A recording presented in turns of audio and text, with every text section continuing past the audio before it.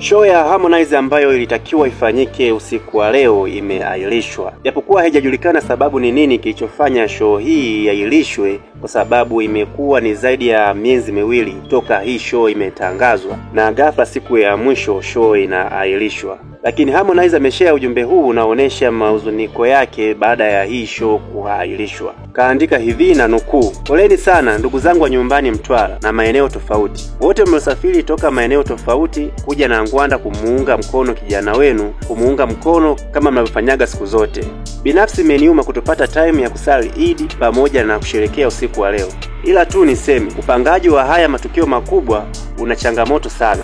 Ninachotaka mkione sio kile mchezoea kuniona nikifanya katika uwanja huo wa nyumbani. Kwa leo imeshindikana. Huenda tarehe atakayoipanga mpangaji wa mwisho itakuwa bora zaidi. Kwa kuwa mna kiu kubwa, nami nina hamu ya kuwaonesha maendeleo ukuaji wangu kimuziki, basi nitajitahidi hiyo tarehe isiwe zaidi ya mwezi wa 5. Kama unavyofahamu, kuanzia mwezi wa 6 kutakuwa na pilika za kampeni. Inshallah, muwe na Eid njema. Mungu awabariki ndugu zangu wa Kristo, muendelee na mfungo mwema."